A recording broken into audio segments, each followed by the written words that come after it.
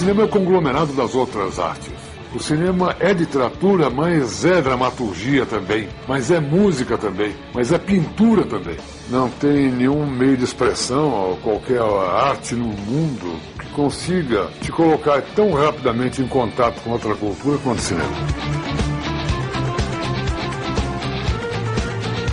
Filme nenhum é fácil, entendeu? E é por isso que é tão legal fazer.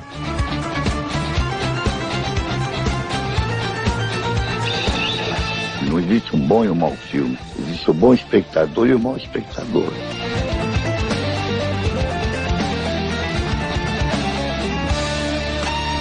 Você está ouvindo Masmorra Cast, o podcast do site cinemasmorra.com.br.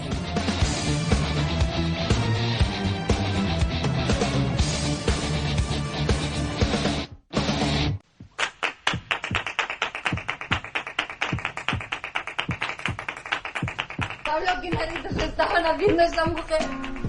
Se lo estaban comiendo viva, Manu. ¿Qué cojones es esto? No lo sé. ¡Oh, no!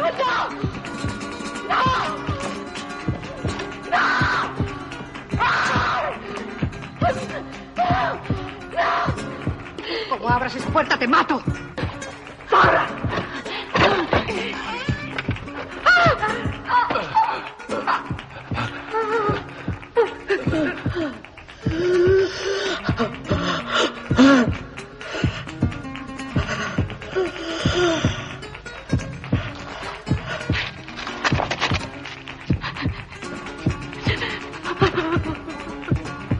¡Están llegando!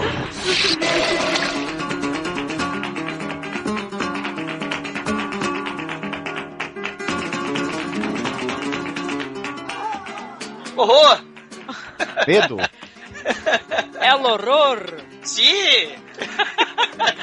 Olá, estamos aqui mais uma vez para gravar o nosso podcast de Halloween. El medo es natural en lo prudente e el saberlo vencer é ser valiente. E falando de cinema não americano, só de sacanagem. E hoje estamos com os amigos aqui, El Marcos Noriega. Que passa? Oh, tudo bom? De los muertos me cago de miedo. Que horror! Que horror! Certo, amigo! Com o Carlos, que é lá do Lariocine. Muy bien, e ustedes? Muito medo! Ô, Carlos, um prazer ter você com a gente aqui, viu? Muito legal, o blog do Carlos é sensacional. No finalzinho, você fala lá do teu blog pro pessoal conhecer o conteúdo, que é muito bom, viu, Carlos? Obrigado, eu falo sim.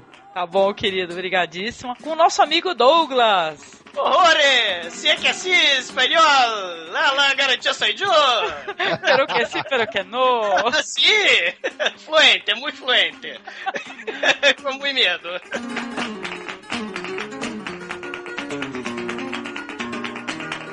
A gente vai começar aqui falando um pouco do cinema espanhol, né? Porque como a gente acaba cada um escolhendo 2 filmes, é claro que muita gente vai falar que tá faltando. Ah, vocês não falaram disso, não falaram daquilo. Mas a gente vai começar falando um pouco sobre cinema espanhol, coisas que a gente gosta, e depois a gente parte pros nossos filmes. Eu acho que de uns anos pra cá, o que chamou muita atenção pro cinema espanhol, novamente, é o REC, né, gente? É aquele estilo de filme, né? É tipo Cloverfield, tipo Atividade Paranormal, Bruxa de Blair, primeiro, né? Documentário, né? Tipo documentário. Filme bem realista, né? Com aquele baixíssimo orçamento, né? Mas com efeito de horror bem eficiente, né? Porque mostra claustrofobia, né? Aqueles detalhes que não ficam aparentes na câmera, né? Você tem o grito, você tem um vidro quebrando, você tem a sombra, tem a batida na porta. Esse tipo de terror é bem eficiente, né? Uhum. E o REC veio ser tudo aquilo que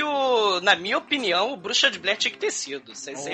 Então, o pessoal vai comentar, poxa, na Espanha, o que tem mais, né, de desconhecido pra gente agregar conteúdo aí? A gente pode falar de uns caras que, eu sei que o Douglas, o Marcos, o próprio Carlos aí, vocês curtem muito, que é por exemplo, Jess Franco, quem mais aí? Fala desse cinema. Cinema espanhol, a gente até comentou um pouco lá naquele cast bacana do Carlos Saura, né? Aquela questão do processo de ditadura porque passou o país, né? né? Teve diretores como Carlos Saura, né? Que ficou no país, fez as suas obras lá na Espanha, mas teve também uma espécie de diáspora, né? Muitos diretores como Jess Franco saíram pela Europa e filmaram por por vários países da Europa, né? Essa questão da perseguição, né? E foi importantíssimo isso, né? Esse contato, por exemplo, do Jess Franco com uma série de diretores, né? De pessoas ligadas ao cinema, né? Naquela época. Durante o período da ditadura do Franco, o cinema espanhol virou cinema multinacional, porque o cara tinha que filmar na Alemanha, tinha que filmar na França, tinha que filmar na Itália,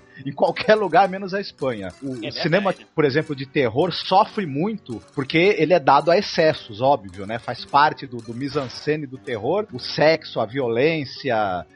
até essa coisa da metáfora política está muito presente no terror, e é claro que o pessoal sofre censura, sofre perseguição e assim por diante, né? E tal. Então, o pessoal realmente foi filmar em outros lugares. Mas eu acho também que o cinema de horror espanhol, eu não sei se vocês vão concordar comigo, ele anda um pouco de mãos dadas com o cinema de horror italiano, né? Sim. Nos anos 50, aí, quando o horror italiano e 60 ele chegou no seu auge ali, tinha muita coisa sendo produzida, os espanhóis foram um pouco influenciados por isso, pela grana que esse cinema gerava, né, na Itália, e também pelo estilo, né? Eu acho que o Jess Franco tem muito de Mário Bava em alguns momentos. O Mário Bava, o Alberto Di Martino e o Sérgio Martino, eles fizeram coproduções entre Espanha e Itália, né? Eles são percussores do Diallo também, então eles também produziram na Espanha. Então eu acho que o cinema italiano e o cinema espanhol meio que casaram na década de 60 e 70 também. Tem um filme bem bacana, assim, também, de um cara, assim, meio Diallo também, meio viajante, que é do Vicente Aranda, que é La Novia Ensangrentada, que é um filme de 70 e pouco, 74. E foi, tipo, uma inspiração meio que maluca pro Tarantino, pra noiva, né? A noiva do Kill Bill, né? É um exploitation, meio Diallo, meio As Noivas de Copacabana lá do Miguel Falabella. É bem interessante, é meio surreal, tem cenas de lesbianismo. É uma exploitation, né? O cinema espanhol também vai pegar essa questão da exploitation lá nos anos 60 e 70 e depois vai ter aquela liberdade, vamos dizer assim, nos anos 80, né, Caio? Onde por exemplo, Almodóvar vai descacetar de vez, né?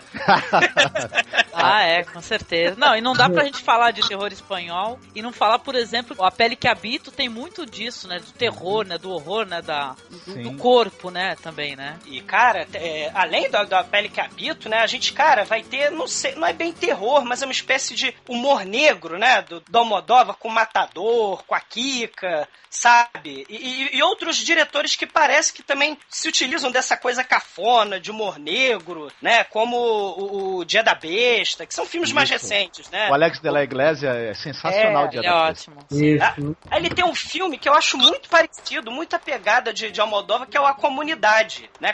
Com a Carmen Maura mesmo, né?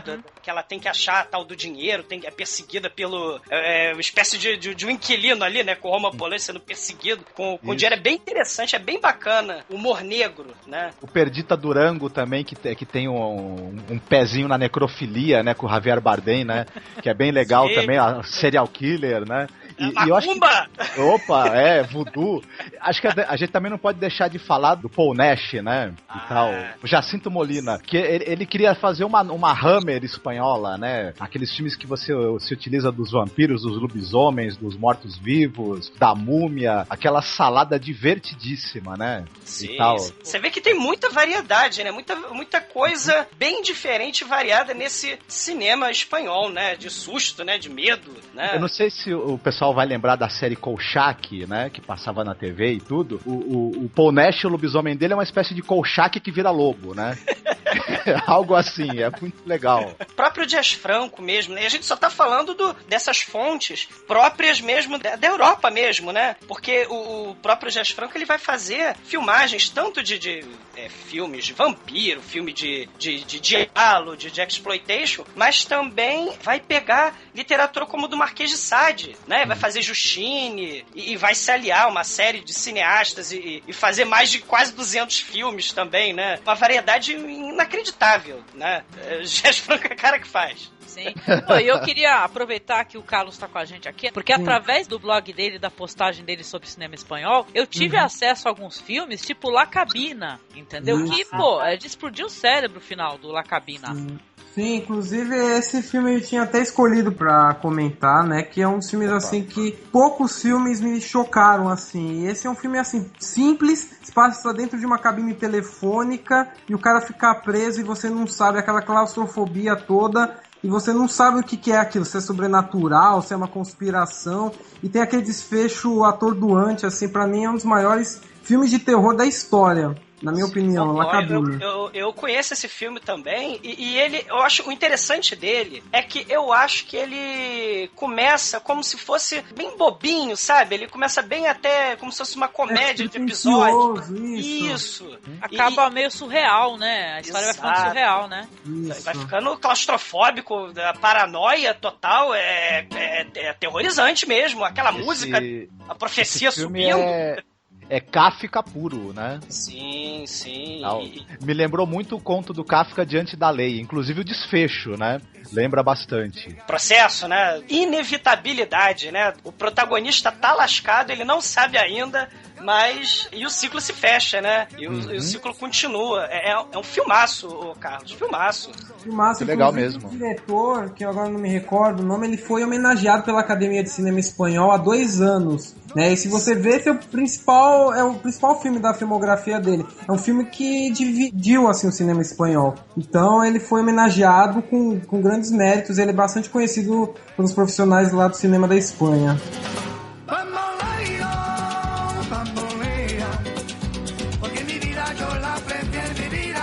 Não sei se vocês tiveram acesso àquela série, né, que é de 6 episódios. É uma minissérie, né, que é Películas para não dormir, que é também muito legal, né, que tem histórias dirigidas pelo Paco Plaza e por aí vai. Não conheço não, Angélica. Raul Balagueiro, isso. É muito bacana essa série, viu, Douglas? Vale a pena. Não conheço não. Vocês podem falar mais um pouquinho? 6 episódios, é produzida pra TV, cada episódio de um diretor diferente, tem história de serial killer, tem história de sobrenatural, mas é muito bem feito, são roteiros muito bons principalmente, né, e bem realizados, assim, vale a pena. Vou procurar sim.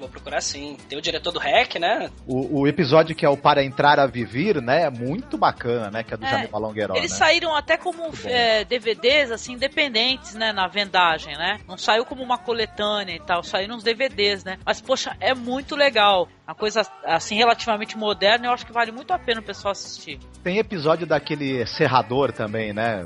Serrador é o nome do diretor lá daquele filme Quem Pode Matar a um Ninho, né? Se não me engano, tem episódio dirigido por ele. É bem bacana, viu? Pegou um pessoal aí bom do terror espanhol. Isso. Esse do Quem Pode Matar a um Ninho é da ilha, cheio de criança do mal. Isso.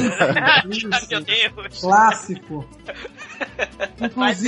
Inclusive o Eli Roth, que é o diretor do Albergue, ele incluiu esse filme como 5 favoritos dele. E ele tem também boas referências, né? Porque Quem Pode Matar o Ninho é um dos melhores filmes também espanhol. E as criancinhas da Bratislávia, né? Beberam fonte das criancinhas lá da ilha sinistra da Espanha, né? Não, o albergue, aquelas criancinhas da ilha lá do filme do Serrador, elas cresceram e compraram um albergue. Ah, sim. Não, outro que também fez um sucesso absurdo foi o A Espinha do Diabo, né? Do Guilherme Del Toro, que é muito, muito legal. Tem gente que não gosta, mas eu particularmente acho muito interessante. E depois também o próprio Labirinto do Fauno, que tem um pezinho no terror, né? Aquele fauno lá dá um medo violento. Para além da fantasia, também tem a questão da política, né? A questão da repressão, o exército. É muito legal esse link, né? O próprio Espinho do Diabo também, né? Tem a guerra, né? Tem a guerra civil, né? Entre os republicanos, né? E passa na década de 30, né? Essa questão da política tá sempre imiscuída, tá sempre presente no cinema espanhol, né? Já que vocês estão falando do Guilherme Del Toro, não pode esquecer do Cronos também, que é puta filme legal pra filme caramba, de terror, né? sim. Filmão. Sim, o Juan Carlos Fresnadillo, né, também, continuação que ele fez do Extermínio, ficou muito boa, né? Já nos Estados Unidos, tudo bem, mas é um diretor espanhol, né? E tal, né? É o Orfanato, né? Orfanato. Isso, Orfanato. O seu barriga! Isso, de Vilar. Mas isso vocês estão falando dessa internacionalização da Espanha, é verdade, cara. A série Reanimator, né? O segundo filme, Reanimator, ele é do produtor, né? O Brian Yuzna, que vai dirigir na Espanha em 2003 a terceira parte. né? Então você tem que é o Beyond Reanimator, né? Onde o Dr. West já tá até meio coroa, né? Mas é uma história baseada no Lovecraft, né? Inclusive o Stuart Gordon, que é o diretor, né, do Reanimator, ele fez um filme lá na Espanha, o Dagon, que é do Lovecraft. E o Brian Usna é o produtor, né? É bem interessante isso, né?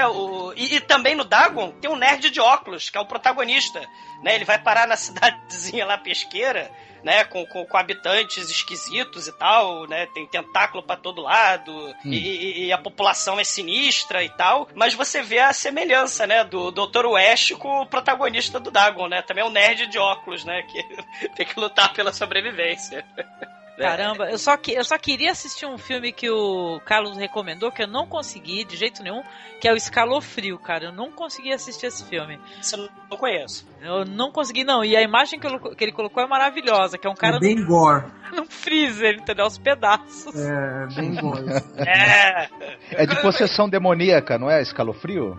Isso, tem possessão demoníaca. É um filme bem sangrento, bem década de 80, assim, começo da década de 80. Terror espanhol era bem gore, mais sangrento. Hoje em dia parece que é uma coisa mais como espíritos e tudo mais, mas é bem década de 80, aquela coisa mais sangrenta mesmo. Pô, tô doido pra assistir, viu? Gostei também do que eu li sobre o filme. Sim, o gore. Viva agora!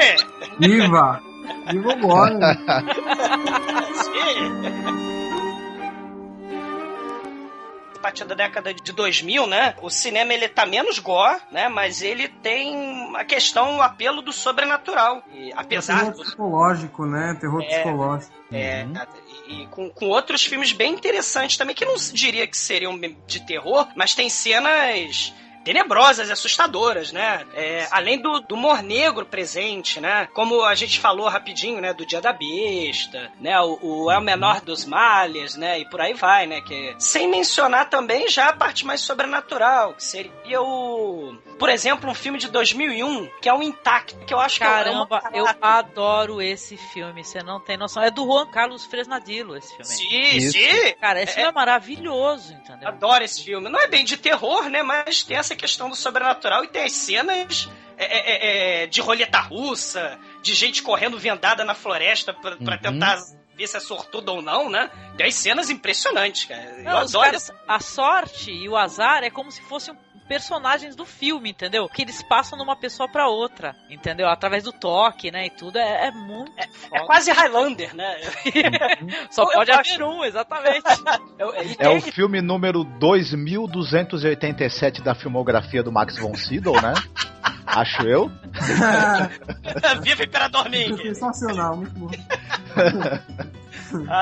Cara, é um filmaço, cara. Eu recomendo, não é bem de terror, mas eu recomendo, cara. Não, outro filme que eu lembrei aqui, que também não é de terror, da década de 2000, que é espanhol, é o de ficção, não sei se vocês já viram, é Los Cronocrímenes. É sensacional esse filme. Muito bom, ficção de primeira, assim. É um dos melhores filmes de ficção também da década, assim. Eu recomendo bastante, apesar de não ser um filme de terror, né? Mas é espanhol e é delicioso.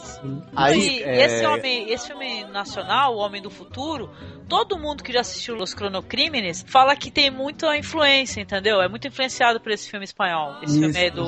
Esse eu não assisti, o brasileiro do Wagner Moura, né? Isso, esse mesmo. Não vi. Eu não sei, Carlos, Douglas e Angélica, se vocês vão concordar, mas eu acho que a grande virada que o cinema espanhol de terror, de ficção, fantasia, etc., ele deu aí dos anos 90 pra cá, final dos anos 90 pra cá, foi justamente essa questão dos roteiros, né? Os roteiros estão muito mais bem cuidados e muito mais bem pensados. Antes era um cinema mais simples, ou era gore, ou era muito em cima do clima, né? E tudo, mas ele ganhou, assim, um reforço, assim, nos roteiros, né? Roteiros muito mais bem construídos. Né? O Cronocrímenes é um filme que ele é um bom exemplo disso, de um roteiro labiríntico, assim, né? Que é muito bacana, né?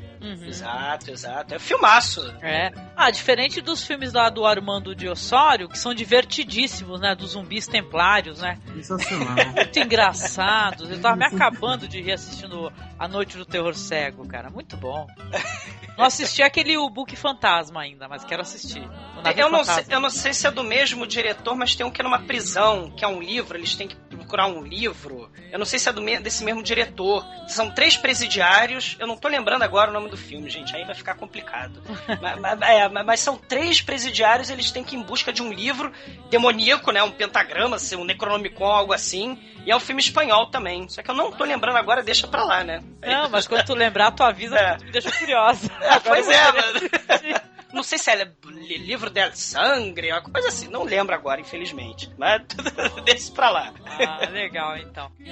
Un amor más puro, como el que tienes en mí, como el que tienes en mí. La muerte, una historia viva. Existe un lugar que cabalga entre lo oculto, lo misterioso y lo irreal. Almas que penan, apariciones terroríficas, voces escalofriantes, seres que gozan con el sufrimiento ajeno. Todo esto es un mundo que parece una pesadilla y que puede rodear a cualquiera, incluso a ti mismo, en cualquier momento.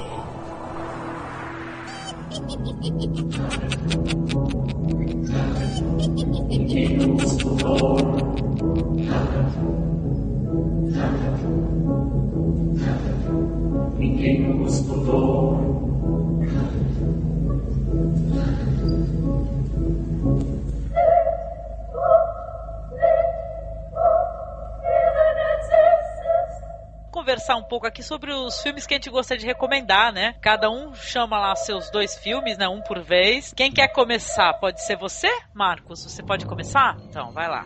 Falando no Noite do Terror Cego e no Amando de Osório, é justamente o filme que eu gostaria de recomendar. É o primeiro filme da tetralogia dos Mortos Cegos, do Amando de Osório, que é A Noite do Terror Cego, La Noche del Terror Ciego, né? Sim! Então... E uma coisa interessante desse filme, ele é feito de 71 para 72, né? E aí começo da década de 70. Ele é um filme de terror de uma simplicidade brutal, né? É basicamente pessoas comuns perseguidas por uma força sobrenatural que, sem muita explicação e motivos, querem destruí-las, matá-las, comê-las, etc e tal, né? Que traz um humor involuntário absurdo. A Cavaleiros Templários, né? Isso. A história básica é justamente essa. Os Cavaleiros Templários, eles eram um grupo, né, que foi lutar nas cruzadas, reconquistar Jerusalém, mas acabaram desenvolvendo um gosto ali pelos rituais satânicos, que queriam viver eternamente, né? Só que foram pegos pela Inquisição, condenados, etc. E estão enterrados ali, alguns deles, né? Um grupo de cavaleiros templários desses estão enterrados em nas ruínas ali, na região da Espanha, e você tem os inevitáveis turistas, né, que estão ali pela região passeando. A história acontece quando você tem um casal, né, que está viajando de trem, e eles encontram uma amiga, né? A moça encontra uma amiga de escola dela. Só que começa a rolar uma atraçãozinha do namorado dela por essa amiga. E ela também já teve um rolinho com a mulher. Então começa aquele ciúme. Viva os anos 70! Exato. Viva os anos 70. Tem uma coisa muito legal que ela fica tendo lembranças de quando ela teve um lance com a moça quando as duas dividiam ali na faculdade, né, o dormitório. Tem aquela coisa das duas deitadas na cama e uma flor vermelha na cama simbolizando a atração entre elas. Ele tem umas tentativas aí de criar uma narrativa, né? Depois a moça tem a péssima ideia de descer do trem porque tá com ciúmes, né, do namorado com a amiga. Acho que ela tá com ciúmes da amiga, na verdade. Mais da amiga, né? E ela resolve desceu do trem e vai dormir nas ruínas, né? Não, eu tenho que falar dessa parte que ela vai dormir nas ruínas, que é muito bom, gente. Ela vai dormir nas ruínas, ela tem todo um ritual, né, pra dormir, liga o radinho, troca de roupa. É bem vivo os anos 70, né, que nem vocês falaram, porque é um tal de pagar peitinho. Até no próprio... quando os Cavaleiros Templários estavam fazendo os rituais... O ritual é engraçadíssimo, gente. Aquele negócio daquela loira lá e tal, e depois eles estão sugando o manequim. Eles bebiam sangue de virgens, né? Quando estavam vivos pra poderem ter a vida toda eterna, queimada, né? de sol, não tem nem marca de biquíni, né? Olha lá, muito virgem. Na orelha.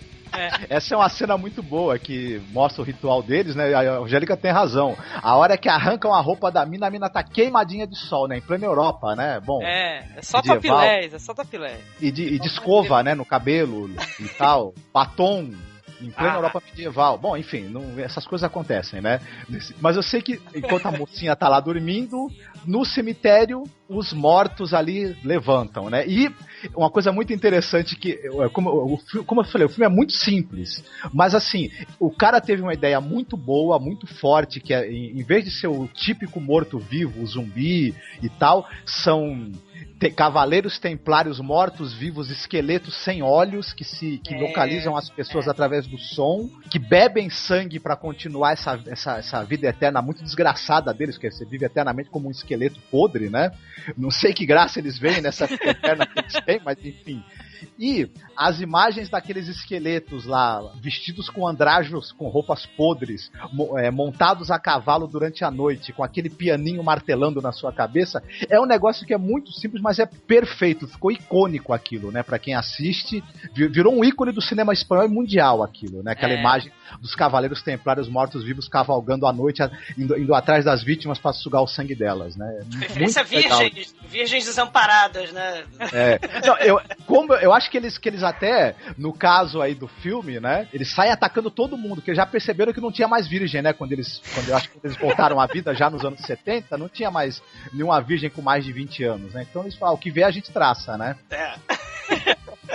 Ah, gente, é muito boa. A parte do necrotério é muito boa, cara. Terrir, eu acho terrir, né? Não sei se foi feito pra ser um terrir, né? Mas acabou sendo um terrir, porque na hora que o cara lá tá de costa no necrotério e a mina coloca a mão assim no ombro dele... É muito engraçado, gente. É uma forma diferente daquele filme do zumbi, né? Não é um zumbi característico, né? É um morto-vivo, mas ele é bem diferente, né?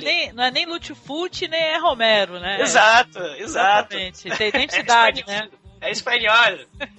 E olha, o filme do meio pra frente, ele cria um clima assim de medo e de suspense. Tudo bem que ele tem muito humor involuntário o tempo todo, mas ele também consegue criar um clima assim sufocante e termina num banho de sangue assim muito legal, muito, muito interessante, né? Eu fiquei com pena da menininha, né?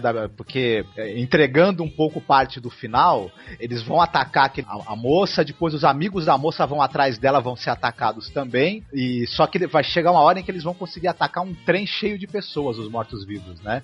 E aí é um banho de sangue assim no final bem interessante, né? Esse filme sei lá, também é um marco, né, no cinema espanhol, né? Gostei dessa... Não é nem um Romero, nem um Fulci, é o Soro, né? Amado de Osório. É sensacional. A gente vendo esses erros daí, esse humor involuntário, e pensar que esse é o primeiro filme e o restante da quadrilogia é terrível. Eu acho muito ruim o resto, mas esse filme, o primeiro é sensacional. E é uma coprodução portuguesa, né? Isso que é interessante. É um terror também meio português. Raios. Mas é um marco. É muito sensacional esse filme. Eu tenho até DVD, eu comprei o DVD desse filme. Daí. Caramba! Eu comprei o DVD no CD Point, sensacional. Prova que esse filme é meio português é que os mortos-vivos eles não enxergam porque não tem olhos, né? Os olhos foram arrancados como parte da punição deles, né? Mas eles também não têm ouvidos e escutam, né? Então realmente é meio português.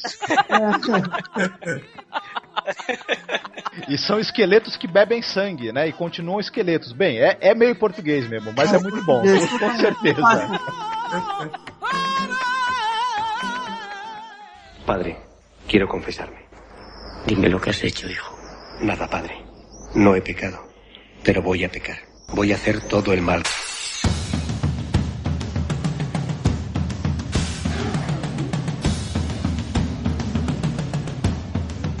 E você, Carlos, o que você recomenda aí? Um filme pra recomendar? Eu ia falar da Noite do Terror Cego também e da Cabine. La Cabina, que eu tinha até comentado, que apesar de ter 34 minutos assim, são 34 minutos inesquecíveis, né? E é um filme de fácil acesso, né? Você não precisa baixar. Você, entrando no YouTube, você consegue achar esse filme, que é sensacional, eu recomendo bastante. Tem um outro, o Dia de la Besta, né? Que a gente até citou do Alex de la Iglesia, que também é... Filmaço. Adoro. É o grande nome assim, da década de 90 pra cá do cinema espanhol, é Alex de la Iglesia. Concordo. O padre querendo vender a alma pra derrotar Satanás é um negócio. Engraçado, é muito bom. E a caracterização do demônio também é uma das mais assustadoras que eu já vi assim. Do cinema, assim, a besta do filme do Alex de la Iglesia, né? Eu acho sensacional esse filme. E o Walter Mercado lá, do televangelista. Esse é o legítimo terrir, eu acho. Esse foi.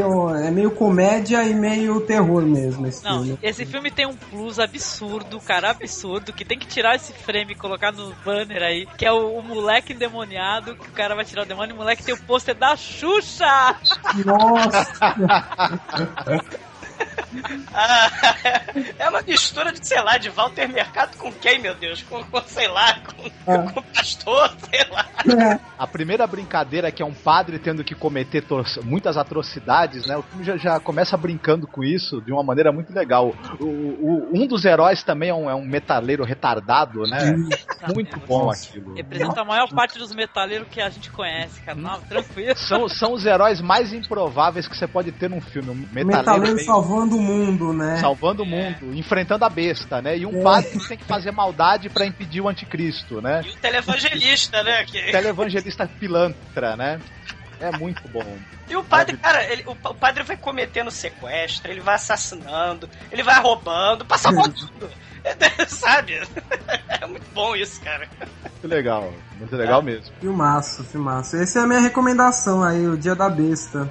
Do Alex de la Iglesia. A gente ainda vai fazer um podcast só sobre o Alex de la Iglesia, cara, porque o cara, ele é sensacional, viu? Eu acho que também vale a pena citar, pra quem tá escutando e não viu o filme ainda, que apesar de tudo que a gente tá falando do filme, que ele tem essa cara tranqueira, ele é muito bem realizado, viu? Bem fotografado, bem produzido. Ótimos efeitos também. Ótimos efeitos, bem conduzido. É um filme que ele... O Alex de la Iglesia, ele tem um padrão de qualidade, assim, também, que ele não deixa cair nunca nas produções dele. É verdade. Maravilhoso. Ainda bem que alguém resolveu falar do Dia de la Bestia aqui, cara. Senão não ia ter sentido esse podcast.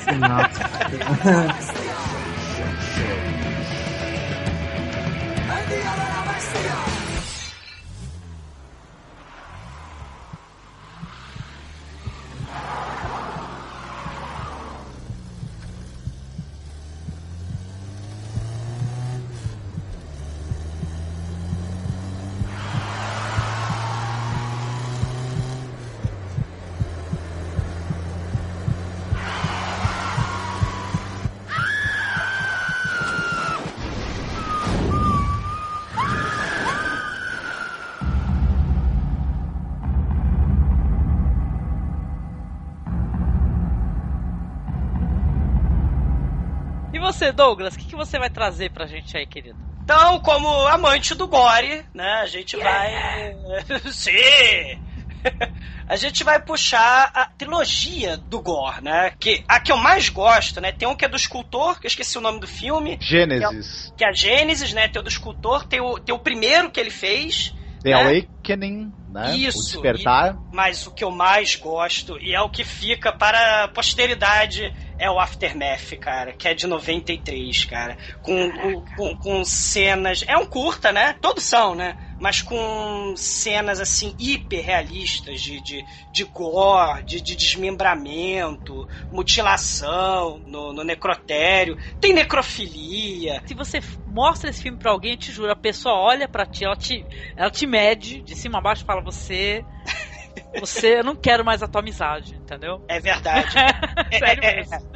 Parece que ele quer fazer, contando sobre a morte, é interessante isso, né? Mas ele quer contar passos da vida das pessoas, né? Etapas da vida, etapas... É um filme até bem introspectivo. Se você descontar mutilação, cadáveres expostos, né? Órgãos expostos, a necrofilia, né? A solidão, né? Nesse filme mais especificamente, né? Você vê o Nacho Cerdá, ele falando através do gore de temas bem introspectivos, né? A solidão, ela tá presente nesse filme porque, assim, sem entregar muito, né? Ele vai, como os índios antigos, né? Ele vai pegando pedaços do corpo e vai levando para além do trabalho dele, né? Ele leva pra casa dele pedaços dos cadáveres, né? Pra fazer, vocês imaginam o quê, né? Ele trabalha no necrotério, cara, né? Trabalha no necrotério, legista, né? Isso, ele é o legista, né? Ele vai fazer a pesagem, né, dos órgãos, né, e tal. Ele vai limpar os cadáveres, vai remover, né, os órgãos, né? É um trabalho até milenar, né? Desde o Egito Antigo, né? Os faraós eram enterrados e tinham que retirar, né, as vísceras, as entranhas, né? É um trabalho que você vê que o tempo passa, mas as pessoas veem a vida, né? O ser humano vê a vida dessa forma, né? Como o corpo funciona e o fascínio que o corpo humano ele traz nesse tipo de horror, né? Porque a gente não consegue parar de olhar. Porque o filme todo é só mostrando dissecação, sabe? E depois outras coisas... E outras coisas terríveis, né? Ele mostra as dissecações de uma maneira hiper realista, né?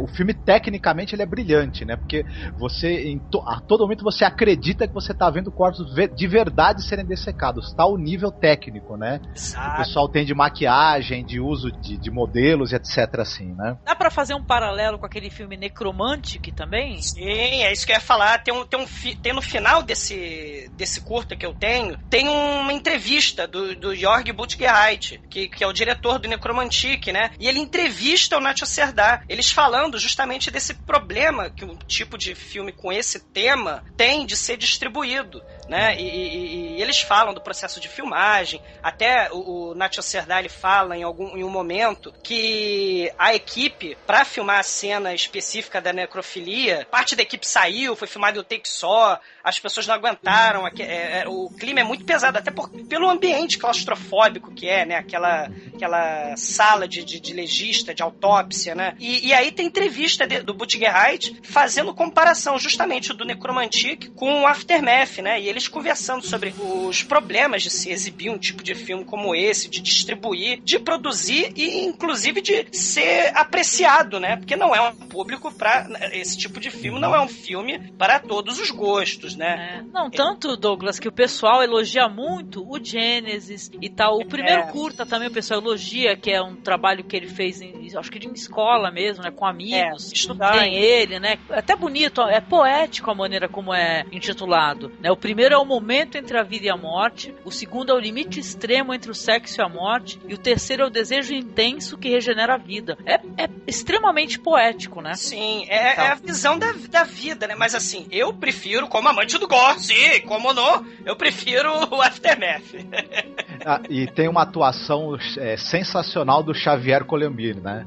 Que é só com os olhos, né? O cara dá medo. Ele é demais. Né? Ele é demais. O olhar dele é de gelar o sangue. E eu acho também que esse filme tem um lance, como o próprio Douglas falou, ele tem muito de simbologia de sentimentos negros e humanos, né? Do lado mais negro do ser humano. Que além dessa coisa do cadáver, né? Dele profanar o cadáver, tudo, e essa relação sexual que ele tem com esse prazer, né, de mutilar e profanar o cadáver, tem um lance também de uma crueldade muito grande, porque o momento em que ele dá o coração da mina pro cachorro comer, eu engoli em seco e demorou acho que uns 5 segundos pra minha respiração voltar, né? Curta começa com um cachorro, né? O cachorro morto. Isso. É a banalidade da vida, né? E no final, dá a entender também questão de canibalismo também, não é só o cachorro não, né?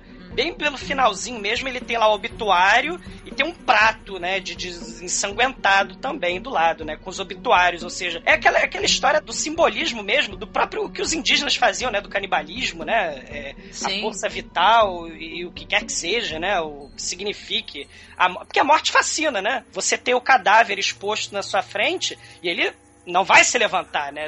Nesse tipo de filme, ele não vai se levantar. O horror é o fascínio que a gente tem pela cena dele exposto, né? Ele tá aberto ali, você tem as vísceras à mostra. Não, e antes que você que tá escutando a gente fale assim, eu vou assistir, que legal. Não, amigo, isso daí não é um filme pra qualquer um, porque a maneira como ele profana o cadáver não é pra qualquer estômago, não, entendeu? O Aftermath, ele mais do que agora, ele é o que a gente classifica de cinema extremo, né? Então, quem já assiste, já viu alguma coisa de cinema extremo e sabe que o estômago aguenta, tudo bem. Agora, quem não, tenha muito, né, cuidado. Pensar em ver. Vamos colocar assim, se você assistiu o Necromantic, dá pra assistir o Aftermath. Isso. Aliás, o Butgereit, ele é mega especialista em efeito especial, né? Pra Alemanha lá, o Tom Savini lá da Alemanha, né? Ele faz esses efeitos especiais de prostéticos, né? De maquiagem. E ele comenta na entrevista com o Nacho Seda justamente a qualidade técnica, porque não são cadáveres, evidentemente, ali, mas o realismo é impressionante, né? No filme do Aftermath, né? Sim. É impressionante. Engraçado que quando eu fui assistir aquele Abandoned, né? Abandonados, né? Eu tava esperando uma coisa totalmente diferente, entendeu? Eu falei, eu tenho que assistir, porque vai ser alguma coisa tipo Aftermath. É uma história tipo os outros, né? Do outro espanhol, né? O Alejandro Amenábar, né? Tipo os outros, né? Uma história de fantasma. Apesar de que tem elementos... no Abandoned, naqueles porcos, os inesquecíveis porcos comedores, né? Deixa isso pra lá que eu não vou entregar, né? Mas tem cenas bem macabras também, né? Mas é mais a pegada dos outros mesmo, né? Sim. E você, Carlos, você chegou a assistir a trilogia do Nacho Serdá? Essa daí eu não tive tanta vontade, apesar de conhecer o Aftermath. Inclusive eu lembrei até de falando do terror extremo, do Guinea Pig. Esse sim também é forte. Mas esse é cinema nipônico, né? Os japoneses também são bastante doentios, né? Isso já é outra história. Mas esse eu não assisti. Apesar de conhecer, eu não assisti esse. É aquilo, né? É o estômago pra se assistir esse tipo de filme extremo, como o Marcos estava falando, né? O Gênesis é lindo, né, gente? O detalhe é com o mesmo ator que faz o Aftermath. E é lindo, é bonito. Muita gente elogia o Gênesis. Fala assim, ai, que filme lindo, que sensacional. É bonito mesmo o Gênesis. Ele é bonito mesmo de se ver, entendeu? Vamos dizer que ele fechou assim com chave de ouro, né, e tal, né? Ele começou com um trabalho assim, até estudantil, né, de quem tá estudando cinema e que tá mexendo com a câmera. O segundo é um primor absurdo, né, que o gore é muito bem feito, que nem vocês falaram, né, que aquele corpo, ele é muito perfeito, gente, não tem como você falar que não é uma pessoa ali, entendeu? Sim. E o terceiro também, esse negócio da estátua lá começar a ir adquirindo vida e tal, é sensacional, é bonito demais, assim, pra quem gosta de cinema, acho que tem que superar a estranheza e, sabe, dar chance pra essa trilogia aí, que vale a pena, né? Vou dar chance, eu vou assistir. Conseguimos convencer, Convenceu, pelo bem da arte, convenceu. Tá recomendado, porque você vê que o cinema espanhol tem de tudo. Sim, e os de Coração Sangrento também merecem ter os seus filmes, né? Sim, falados, né? Tá bom, então. Obrigada, Douglas.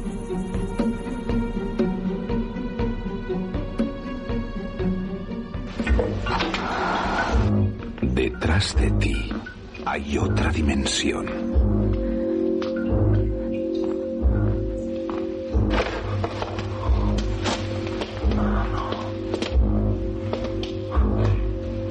¿Qué está haciendo?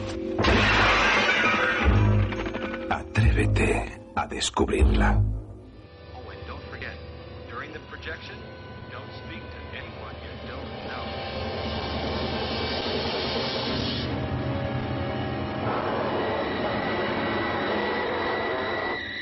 Minha primeira recomendação, eu vou trazer aqui um cineasta que o pessoal conhece muito, assim, os trabalhos dele que tem um certo erotismo, né, que é o Bigas Luna, que é conhecido pelo Jamon, como é que é, o Ovos de Ouro, né,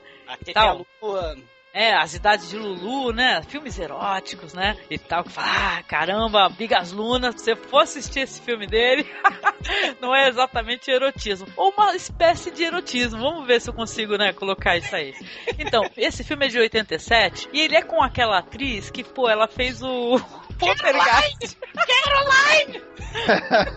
Ela fez o Poltergeist, que é a Zelda Rubinstein, né? E tal, né? Ela é uma figura, gente, no mínimo que dá pra falar que é uma pessoa impressionante. Eu acho ela inesquecível, entendeu? Tanto que eu acho que o Poltergeist, quando ela entra, o filme para ali nela e seus olhos vão ficar focados nela, né? Ela morreu que faz chama. pouco tempo, né? Infelizmente. Ela morreu há uns 2 anos, né? Essa atriz. Ai, que pena, caramba. Se afaste da luz, Elda. Ela foi pra... morreu há uns 2 anos.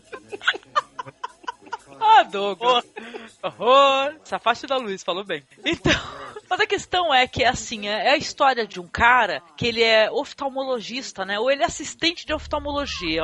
Eu entendi que ele era um oftalmologista, ele também era um médico. E ele é muito assombrado aí pela mãe, né? Que é a mãe, quem faz a atriz, a Zelda Rubinstein, ela hipnotiza o filho. Quando você vai ver o cotidiano ali, a vivência dos dois, eles têm uma casa com muitos animais presos, tem caramujos, tem pássaros, e principalmente uma certa obsessão que eles têm pela espiral, né? Que é o vórtex, né? A espiral. E isso daí praticamente faz parte do filme inteiro, né? Ela usa isso pra hipnotizar ele, né? Cara, esse filme, eu acho que o mérito dele, além de ter o gore, né? Porque Os Olhos da Cidade São Meus, não é à toa, né? Esse filho dela, ela vai hipnotizar, ele vai começar a remover os olhos das pessoas, né? É um filme que usa muito de metalinguagem, porque é filme dentro de filme. Isso.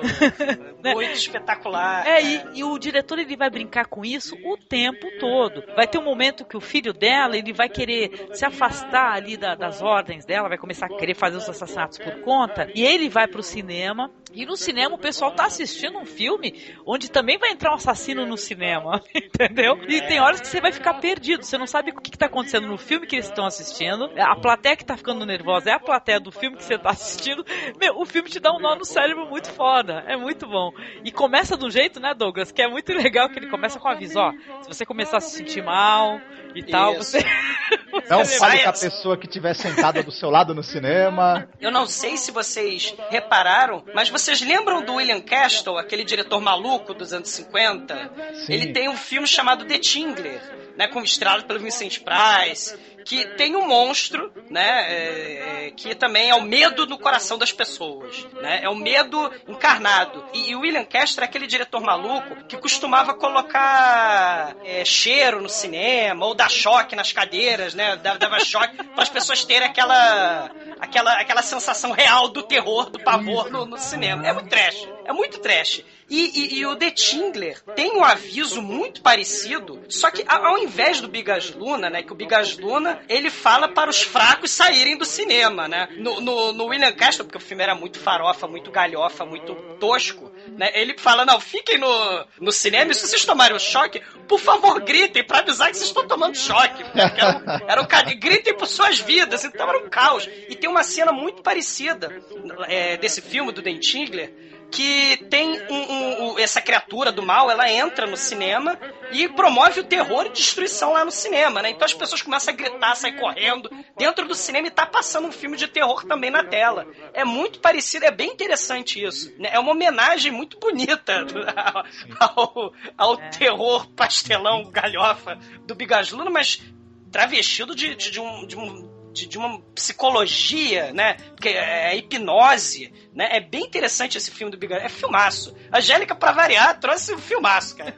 Não, é muito legal, gente. Perto do final, o filme que eles estão vendo na tela começa a interagir com eles, entendeu? Não vou falar nem que ele dá um nó no cérebro, entendeu? Mas que ele começa a te fazer pensar em exatamente qual filme que você tá vendo na televisão. Uma hora você tá vendo alguém sendo atacado, você fala, pô, caramba, o pessoal que tava assistindo lá realmente foi atacado. Não, é no filme que eles estão vendo, entendeu? Então, sabe, a polícia tá chegando no filme que eles estão vendo.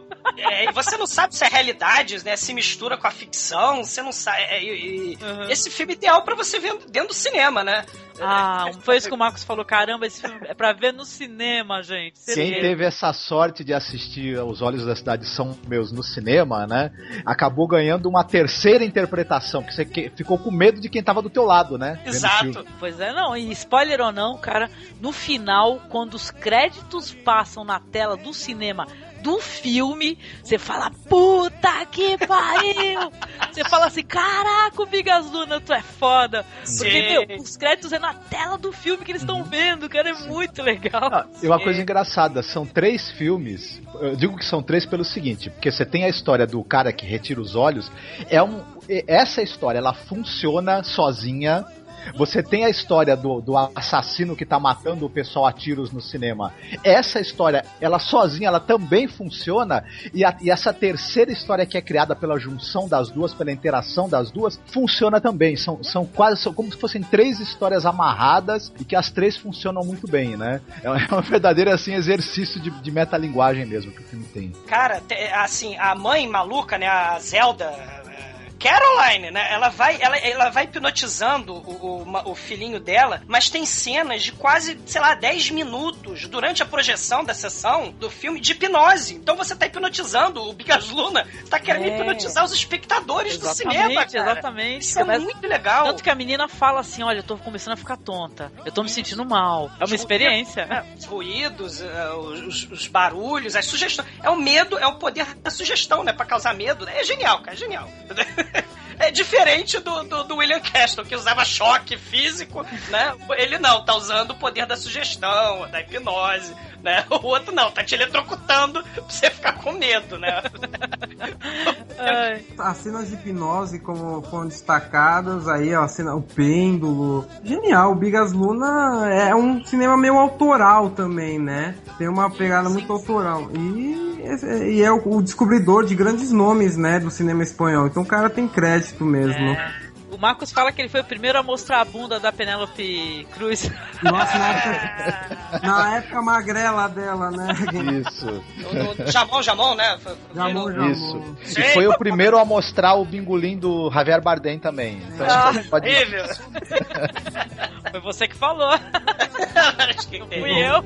Los 4 principales hacen su siesta, atacan a la bestia, pero no la logran matar.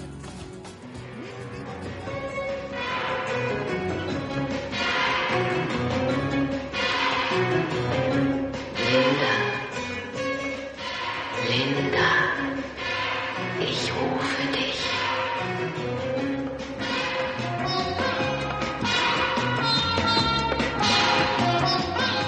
Marcos, a sua segunda e última recomendação. A minha segunda e última recomendação é um filme de 71 do Jess Franco, né? Que é um filme que ele é uma coprodução alemã e espanhola, que é o Vampiros Lésbicos, né? Filmaço. Já ouvi falar, nunca assisti. Assista, Angélica. Quer dizer, bom, mas assista, é muito bom. Elas são lésbicas, nosso filme é muito legal, cara. É uma versão lésbica psicodélica anos 70 do livro Drácula, do Bram Stoker, né? Falando rapidamente da história, antes de eu entrar no porquê que eu acho o filme legal, você tem uma mulher de uma firma de advocacia e ela tá negociando aí, tratando da herança que uma condessa lá de Istambul, ela vai receber e tudo, e a firma dela tá tratando isso, ela tá em Istambul com o marido pra tratar dos negócios dessa condessa que tem uma herança pra receber. Essa condessa, ela é parente direta, descendente do Conde Drácula. Sim. Porém, enquanto ela está já em Istambul, ela começa a ter sonhos estranhos, né? Em que ela vê cenas lésbicas, ela vê cenas com sangue, e ela começa assim, a dormir mal. E é engraçado que já é a influência da condessa, né? Porque essa condessa, ela faz uns shows eróticos ali na cidade.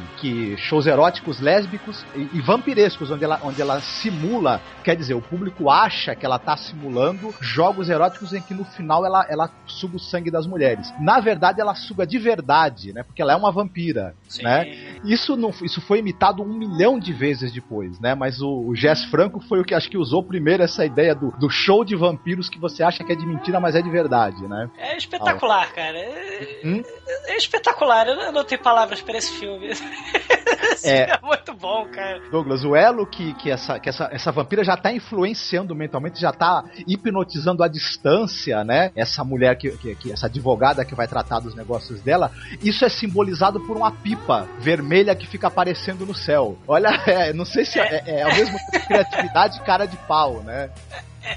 que acontece, né? Esse elo telepático do Jess Franco, ele vai pegar e vai usar isso também. Esse é o filme dos anos 70, filmado por ele na Europa, né? Não dentro no próprio... com a equipe europeia, mas foi filmado em Istambul, não foi? Né? Ele tem essa questão do elo telepático das lésbicas, né? Existe um filme de 83, que é o Macumba Sexual, que já é um filme de sexo explícito mesmo, né? Do Jess Franco, onde tem a princesa voodoo, zumbi, africana, bruxa, lésbica, ninfomaníaca. Do mal, que ela também tem um elo telepático com a sua vítima, né? Que é um casal, né? Mas ela vai ter um elo lésbico com a mocinha do filme, e o elo dela se dá por meio de elementos do voodoo, né? Galinha, uma flauta de osso, se eu não tô se eu não me lembro bem, né? Então tem elementos de voodoo que linkam, né? Que faz esse link do elo telepático também, né? E tem sexo explícito nesse, né?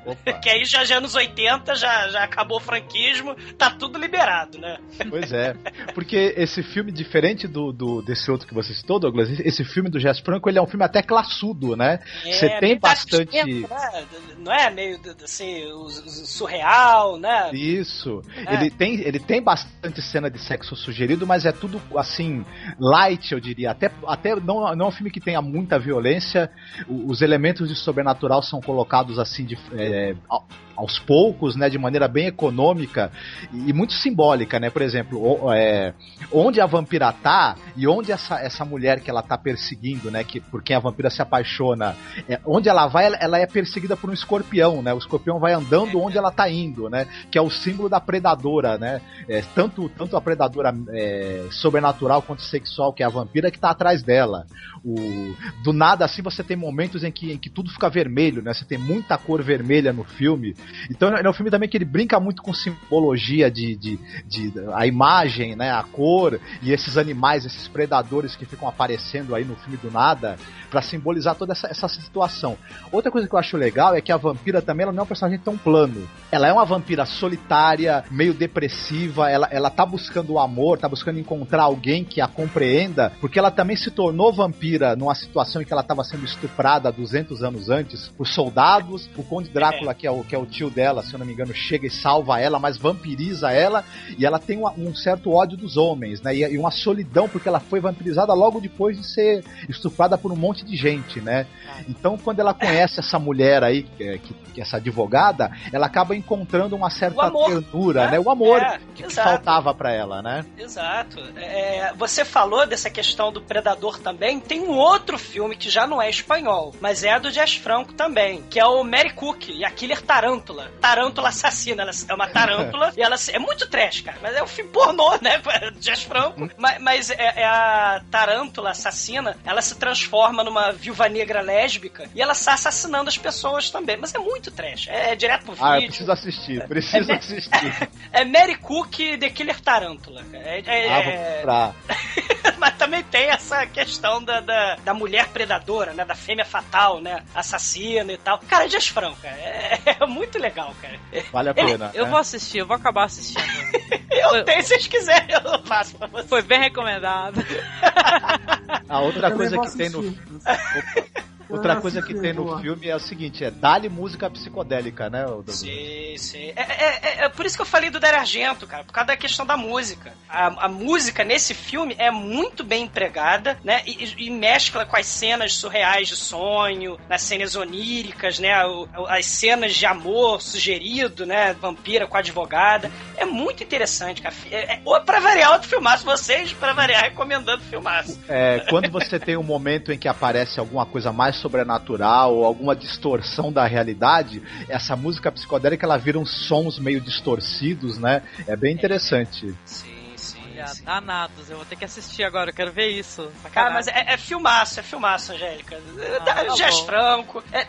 Claro, né? Não é novidade. Tinha um que eu ia falar, mas pra não ficar repetido, rapidinho, que é o do Conde Drácula, que foi refilmado várias vezes, né? Mas o do Jess Franco é do Jess Franco, né? Tem Christopher Lee como Drácula, né? E tem Klaus Kinski no papel do um insano internado no manicômio, né? E o filme é aquela questão internacional, né? É filmado na Itália, produzido pela França, pela Alemanha, pela Espanha, né? Com elenco estelar. O Bruno Mattei, né? Aquele diretor trash italiano, depois ele vai editar esse filme. Você tem loucura e psicopatia do Klaus Kinski associada à história do Drácula, né, cara? Esse filme é mais classudo, né? Mais transilvânico nesse sentido, né? O Christopher Lee passeando pelos castelos, pelas sombras, né? E o orçamento é baixíssimo, mas não tem peitinhos nesse, né? Infelizmente, né? Mas tá recomendado também. É o Conde Drácula de 70, do Jess Franco. Não tem um também do Jess Franco que é o Drácula vs Frankenstein, negócio assim? Tem, cara, ele tem um que ele refilmou. Lembra que no último Halloween, o Le Blé Blé lá, o Le Fromage, o Melete Fromage, o Zombie Lake, o Jess Franco ia filmar esse filme, né? Acabou que ele refilmou, ele fez o Oasis of the Zombies, né? Depois ele pegou e fez o Zombie Lake, também outro filme, com outro nome, quer dizer, com o mesmo nome, né? Cara, o Jess Franco, ele faz pra mais de quase 200 filmes, cara. Ele tá nativo até hoje, é um octogenário nativo até hoje, é impressionante. Ele escreve, edita, filma, atua, é impressionante, cara. E viva o Jess Franco, Jesus Franco. Viva! Sim. Beleza, então, obrigada.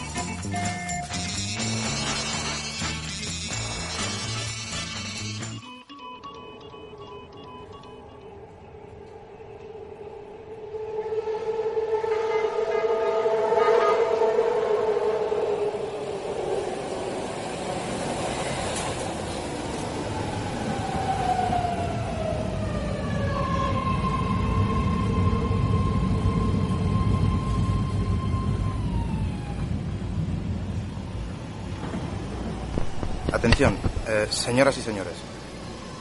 Hemos tenido un imprevisto y no podemos seguir. Como ya se habrán dado cuenta, estamos detenidos a mitad de la estación. Ahora un encargado les abrirá las puertas para que puedan desalojar el tren. Sigan sus indicaciones, por favor. Bueno, señores, vamos a ver. Tienen que cruzar 2 vagones y llegarán al andén. ¿Qué pasa? Pues un señor que se ha tirado a la vía y lo hemos atropellado. Presten atención. Cuando lleguen al andén, salgan lo antes posible. Y les aconsejo que no miren a la vía. El hombre está partido por la mitad. Bueno, venga, dense prisa. Vamos.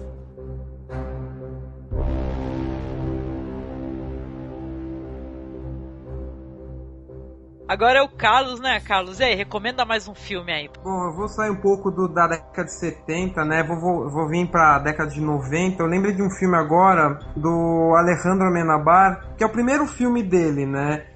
O primeiro longa mais famoso dele, que vem antes até do Abre los Ojos, que é aquela ficção, que é o Teses, Morte ao Vivo, né? Que tem o Eduardo Noriega, enfim, tem um elenco aí bem conhecido também, que fala justamente dos filmes, dos snuff movies, né, e da apreciação do ser humano pela violência, né. Então é um filme bastante interessante, que tem uma característica meio Hitchcockiana, assim, meio Hitchcock, assim. E aí, eu acho que é o melhor trabalho dele, o chileno, né, Alejandro Amenábar, acho que é um dos melhores trabalhos dele, prende bastante atenção o filme. As cenas de snuff movies, assim, não tem aquela pegada mais gore. É um filmão de 1996, tem a outra, a Shelley Martinez, se eu não me engano. Ela fez La Mala Educación, depois ela ficou conhecida pelos filmes do Pedro Almodóvar, né, e tipo... um snuff movie chama atenção, entendeu? Qualquer pessoa vai querer ver um snuff movie. Então, e fala sobre isso uma universitária, um estudante de jornalismo que encontra uma fita de snuff movie, vai investigar e ela descobre que a vítima é uma garota da faculdade dela e tem reviravoltas, enfim. É um filme que não é muito conhecido, mas eu recomendo bastante. Tem a cena da garagem, cara, meu Deus, inesquecível, que eu não vou falar mais nada, mas é espetacular esse filme, cara. E assim, pra quem gosta, não é sobrenatural, né, não tem essa né, pegada sobrenatural, mas é espetacular, filmaço também. Filmão. É engraçado que ela começa com interesse acadêmico, ela tá fazendo um estudo sobre o negócio, só que logo ela vai descobrindo que a fascinação aí pelo snuff movie, pela violência real, atinge e pessoas próximas a ela estão envolvidas no negócio, né? Tá muito mais perto dela do que ela pensava, que era só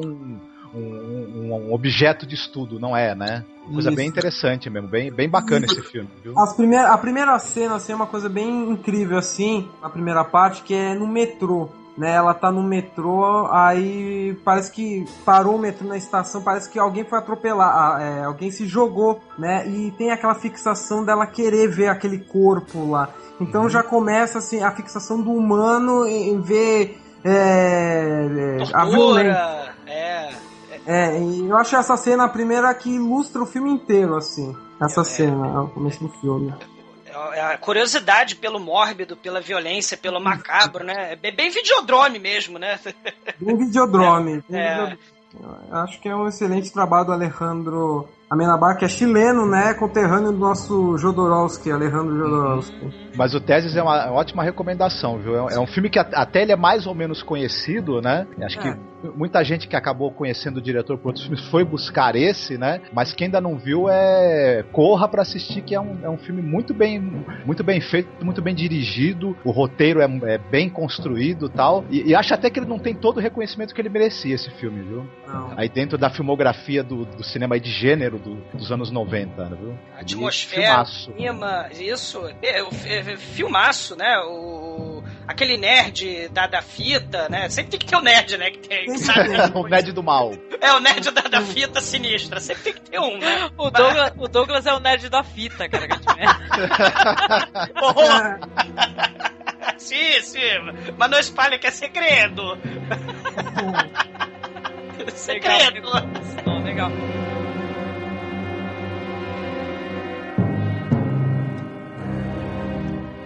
Tus miedos. Historia de muerte.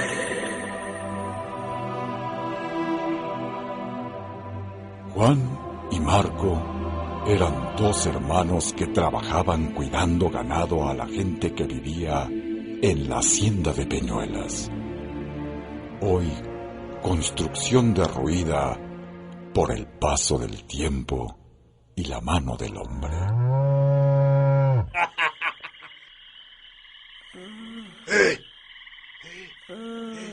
¿Escuchaste eso? ¡Ey! ¿Quién anda ahí? ¡Hable o saco la fusca! Mejor corremos, Juan. O mejor lo hacemos correr a él, o a lo que sea eso. ¡Pedrito! ¡Don Pedrito! ¡Don Pedrito! ¡Don Pedrito! ¿Qué tiene? ¿Qué le pasa? ¿Qué tiene? ¿Qué le pasa? Sí, ¿qué le pasa? ¡Las vi! ¡Vi a las brujas! ¡Mataron a mi burro! ¡Eran ellas! ¡No entren al monte! ¡No entren! Los hombres acudieron a socorrerle y lo recostaron en la maleza, mientras el hombre no dejaba de hablar de lo que había visto. Pasados unos segundos, el campesino murió. Radio Universal, viviendo el Día de Muertos.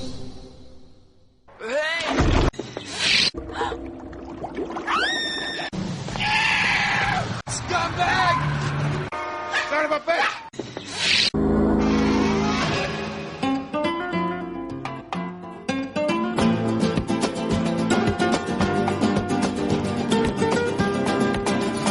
Vamos lá pro Douglas, né? Eu ia recomendar o Habitação de Fermat, né? Dos nerdzinhos matemáticos que estão presos dentro de um quarto sinistro, uma espécie de cubo, mas não vou recomendar isso não. Esse filme é legal, mas eu vou recomendar um filme trash, porque afinal de contas eu gosto muito do trash, né?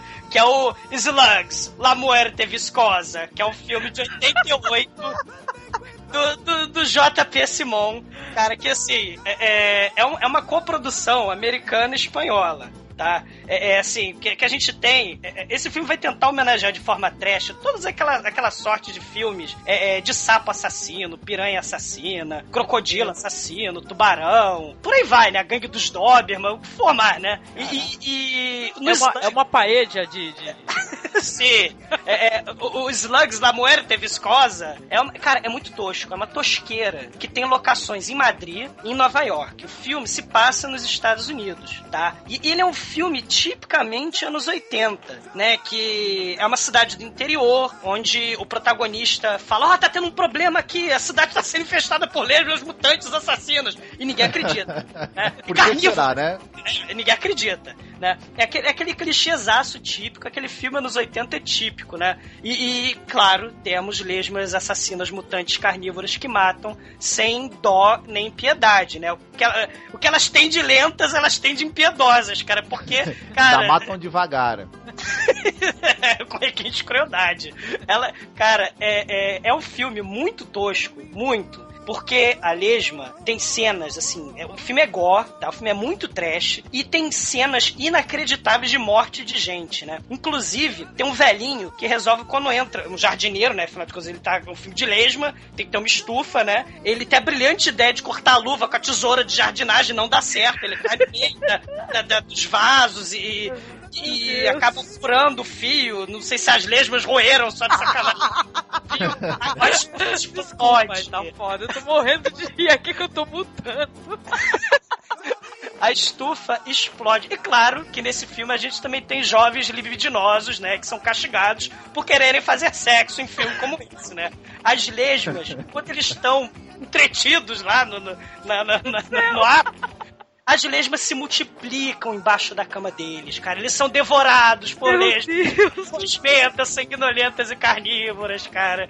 É lesma no esgoto, é lesma no jardim, é lesma embaixo da cama, é lesma no alface. Tem uma cena que o sujeito tá comendo alface no restaurante contaminado. Ele automaticamente, a cara dele explode, porque as lesmas invadem, os ovos da lesma invadem a cara dele, a cara explode, assim, mas é muito bem feito. É bem feito no sentido do gore, né? Tá recomendado pela tosqueira, tá? É do JP Simon, tá? De 88. Cara, assim... Nossa, você nunca mais vai olhar um escargot da mesma maneira, né? Exato. Eu tenho que falar um negócio que, esse pra mim é o filme de terror, porque eu tenho medo de lesma. Lesma, caramujo, eu nunca mais vou dormir se eu ver esse filme, então. Esse filme, Angélica, é uma espécie de união entre os seres mais lentos do planeta pra assassinar, né? Porque, assim, tem a lesma, né? Assim, tem outros filmes de terror muito toscos também, que é tipo O Sapo Assassino, né? Frogs, né? Que é um filme toscaço, onde sapos, poxa vida, como é que sapo mata, né? E tem o filme da cama assassina, onde a cama precisa que as pessoas deitem nela pra que ela mate a pessoa. Então você une a imobilidade da cama assassina com a, poxa vida, a inocuidade do sapo, e você tem a lesma assassina, cara. É um de dois filmes muito toscos, cara. Eu recomendo isso aí, a lesma assassina. As pessoas no filme não ocorre a elas correr, né? Das lesmas. Pra salvar sua vida, por acaso. O pôster é lindo, cara. Se vocês puderem ter oportunidade de ver o pôster, é assim: slugs, lamoeira e viscosa. Elas penetram, elas se deslizam, elas matam. Cara, é imperdível. Isso aí tá na lista já. Meu Deus do céu. Esse filme é do Juan Piquet Simon, né? Isso! Então eu citei ele. Eu não tinha assistido Slugs, Morte Viscosa, eu não assisti, na verdade. Mas eu pesquisei, até coloquei lá no blog, que ele é diretor, entre outros, de pérolas como Los Nuevos Extraterrestres, Inferno Submarino. Você já assistiu esses? Não, esses não. Se chama a lesma. Tá bom, né? Mas eu posso. Mas o Douglas vai assistir, cara. Que ele é. Los Nuevos Extraterrestres. Caramba. Mas promissor, o título é promissor, com certeza. Douglas, parabéns. Tá se superando, meu Deus.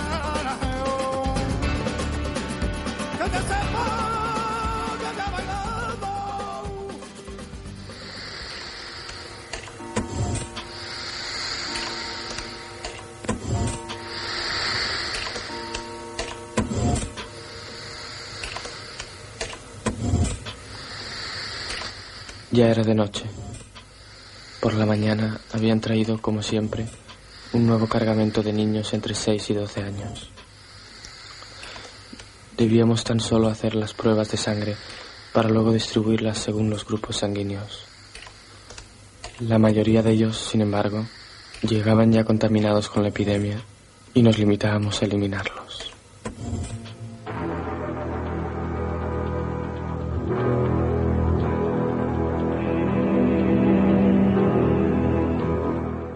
Pois é, mas o Douglas trouxe uma obra-prima do trash aí. Eu vou trazer um filme que também é uma obra-prima, mas ele tem uma cara de filme maldito, né? A gente tava até conversando. Então, ele trata de quê? Ele trata de pedofilia e basicamente da maldade humana, né? É um filme assim que, olha, eu vou te falar... Ele não é terror também, assim, no sentido de, paranormal, fantasma, não tem nada disso. Ele é muito realista no que ele se propõe. Ele é um filme que ele conta a história de um cara que ele era médico em campo de extermínio, né? Então ele tem ali como background ali o Holocausto. Então o nome do filme em espanhol é Tras el Cristal, né? No Brasil acho que é Atrás do Vidro, Gaiola de Vidro, né? Então ele conta a história desse homem aí, que ele é um cara que ele era médico, o cara era pedófilo, né? Que ele pegava os meninos, a gente vai ficar sabendo depois que ele pegava os meninos e, além de fazer vários experimentos, ele também abusava dos meninos, e o filme já começa de uma maneira pancada. Sim, entendeu? Porque tá um menino dependurado assim,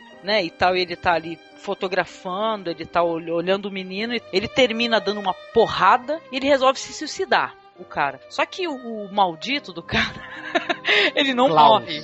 É o Klaus, né? Ele não morre. Ele já tá na Espanha, né? Isso aí, a história já mostra, ele tá na Espanha e o cara não morre. O cara, ele fica, como é que se diz? Ele fica tetraplégico, né? E tal, e ele fica num pulmão de aço, assim. Só que parece um caixão e tal, envolve totalmente ele, né? Só fica a cabeça pra fora, é tudo de vidro, assim, e aquele barulho o tempo todo daquele fole se inflando, né? E tal, ele tá recebendo oxigênio. Eu falei, caramba, eu não imaginava que existia um pulmão de aço de uma proporção dessa aí, né? Que ainda por cima envolve toda a pessoa. O cara não precisa ser ágil, precisa ser super forte, né? Pra promover maldade, né? Ele tá paraplégico ali, né? E cometendo as atrocidades mais terríveis, né? Uhum. Por sinal, tem uma atriz que eu gosto muito, eu sou muito fã da mulher, que é a Marisa Paredes, cara. Eu acho essa mulher, trabalhou com a Almodóvar e tal, ela é muito expressiva, ela é uma mulher, assim, que ela tem uma grande raiva, um grande ódio desse homem, porque ela não sabe do passado dele. A impressão que dá no filme é que ela não sabe da tortura e do que ele fazia, mas ela não gosta de ter que tratar dele, de estar presa ali também, de certa maneira, ela também tá numa gaiola presa, né, que é a casa dela, né, e cuidar daquele homem doente lá. E tem uma filhinha também, muito bonitinha, uma criança muito expressiva. No meio desse quadro aí, meio bizarro, estranho, entra um rapaz chamado Ângelo. Ele meio que invade, assim, o quarto onde tá o Klaus, ele tranca a porta e tal, ele fala algo ali no ouvido do Klaus e tal, a empregada vai avisar pra mulher correndo, fala, olha, tem alguém no quarto lá e se trancou e tudo, a mulher desesperada vai lá, consegue entrar. Sei que quando a mulher entra, o Klaus, que é o marido, que ele até então não falava quase nada, parou de conversar com a família praticamente, ele já não se comunicava muito, ele chega e fala pra mulher, eu quero que ele fique aqui me ajudando. E ele é bem categórico, ele fala, eu quero que seja esse rapaz aqui. E a gente não sabe por que é, só que no filme aos poucos vai se descortinando os motivos, né? Tem um lance todo na história, a sonorização do filme, a maneira como eles usam, assim, tem momentos assim, quando ele fica sem o ar, tudo fica em silêncio, ou então fica só barulho de pássaros bem alto, ou então tá o tempo todo aquele barulho daquela máquina que gera oxigênio pra ele, um barulho alto. O filme não tem música, né, por sinal, né, Marcos? Ele tem só esses barulhos aí, né, esses sons, né, durante o filme. É um filme terrível, né, porque a gente vai acabar descobrindo, eu não sei se é um spoiler, mas é um filme mais ou menos antigo, então acho que vale a pena a gente colocar aqui no podcast. Esse menino aí é um menino que ele tem uma fascinação absurda pelo que o Klaus fazia com os garotos, ele vai meio que se espelhar nas atitudes dele, que aí a gente vai saber que os diários, tudo lá, o corpo, o menino escondeu o corpo, ele ficou estudando aqueles diários lá, que ele projeta assim o que ele quer ser nesse assassino aí. Mas é muito, muito angustiante o filme. Ao mesmo tempo, ele é um filme muito bem filmado. Você vai ter cenas,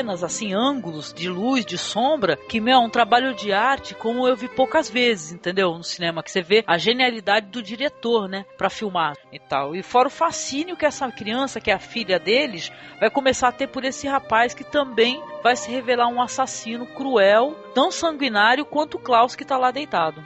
Terrível. A corrupção, né? É aquilo que a gente tá falando. A maldade, né? A pessoa é má, traumatiza o outro próximo e esse próximo vai ser corrompido, né? Por pura maldade. Terrível. É um filme terrível. É uma clara metáfora também da Guerra Civil Espanhola, né, dos resultados, né, até porque o Klaus, ele tá lá na Espanha. Obviamente, os criminosos de guerra nazistas estão escondidos na Espanha com a ajuda, né, do governo espanhol, né, por conta da ditadura do Franco. Isso serve tudo como uma metáfora também dos efeitos, né, da Guerra Civil e da ditadura, né, na mente e no espírito, né, do povo espanhol, que na verdade as crianças vitimizadas ali na história do filme são um pouco isso, né?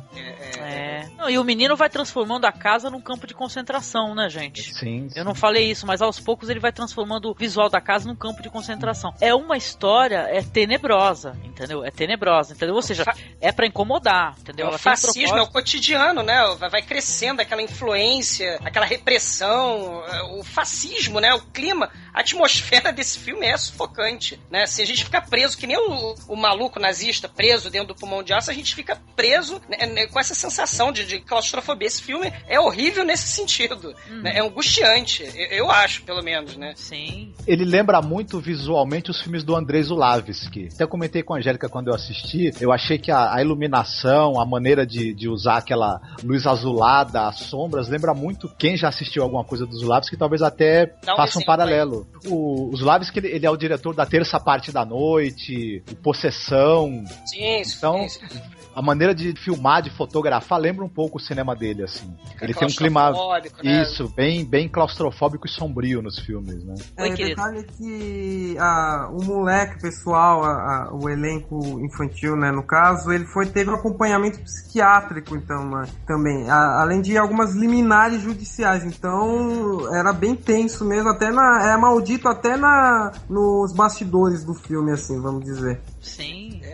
Porque tá mexendo com um tema muito bem tabu, forte. né? Pedofilia. Pra criança lá é bem forte. Com certeza. Excelente recomendação da Angélica por justamente pegar esse tipo de tema mesmo, né? E com coragem, né? Ele vai fazer esse filme, é de quando?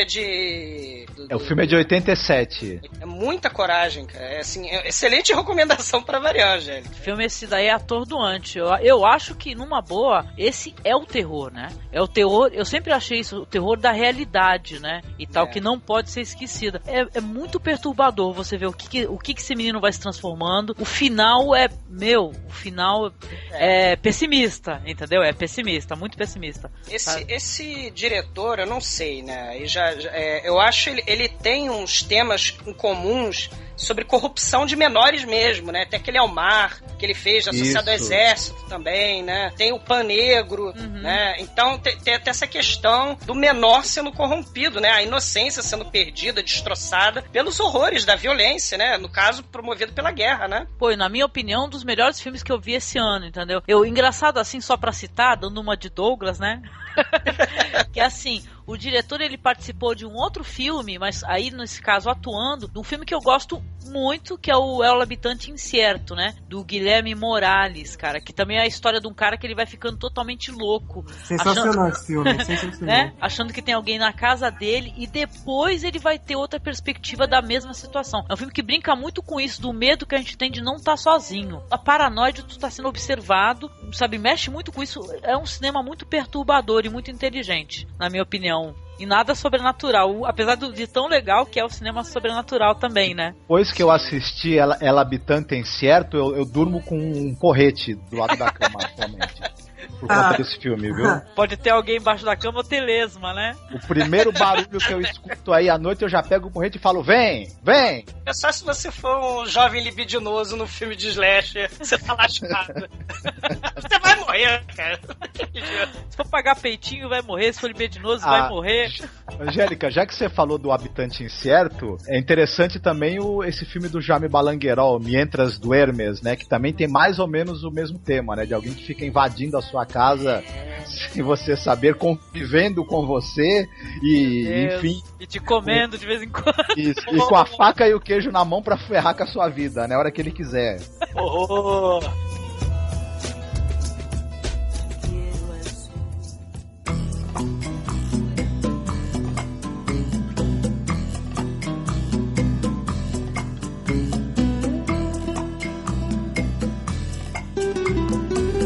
Beleza, Beleza, então vamos lá para considerações finais, né? Mais um ano falando de Halloween, dando aquela sacaneada que já é padrão, nossa, de qualidade. Então, Halloween ano que vem vai ser o cinema turco? Acho que a gente vai pra Rússia, hein? Então pensando. Cinema Cazaquistani, de horror. Borat.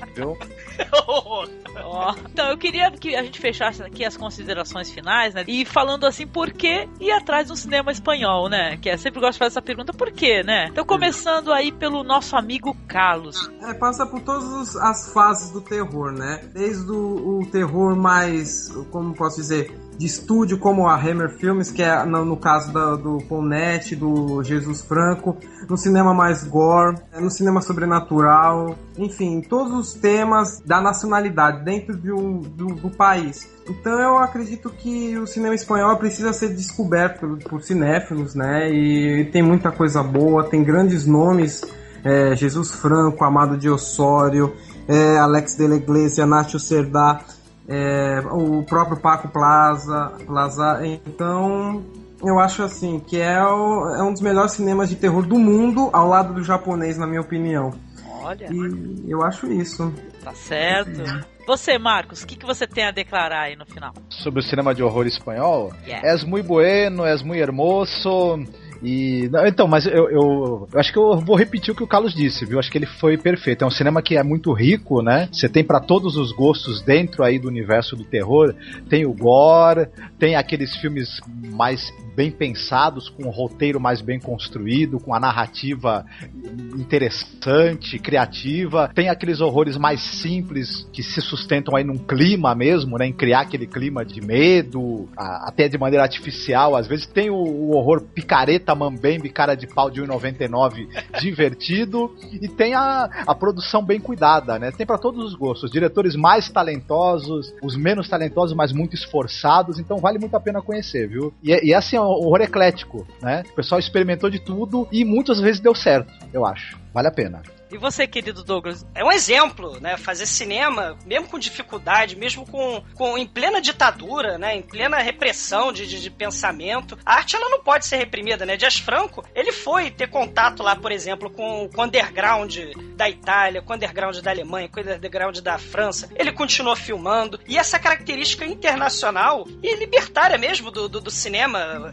espanhol, você nunca pode esquecer a questão política. O cinema espanhol, por mais que seja uma comédia, né, de humor negro, né, uma comédia de costumes, de relações como Moldova, ou como os filmes políticos de Agustín Villaronga, que a Angélica estava falando, você tem essa questão política.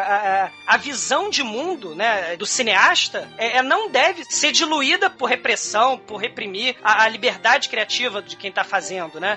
Isso é que é bem interessante. O cinema não parou, né? Por mais que tivessem sido quase 50 anos, 40 anos de ditadura, o cinema não parou, a arte tá aí, né? Você tem esse espírito colorido, bacana, cafona mesmo, passional, que é a Espanha, né? O terror é uma das vertentes que tá aí, tá crescendo bastante a partir dos anos 2000, e eu só tenho a recomendar, cara. São filmaços, hoje em dia, os filmes antigos também é sempre bom pesquisar, vale a pena a gente buscar e não esquecer isso não, cara. Por mais que alguém tente reprimir, você com seu pensamento crítico, com sua forma de ver o mundo, você não vai parar de fazer o seu cinema, né? Os diretores estão aí até hoje e se lasque a repressão, sabe? É isso aí, tá é certo. Isso aí. Apoio.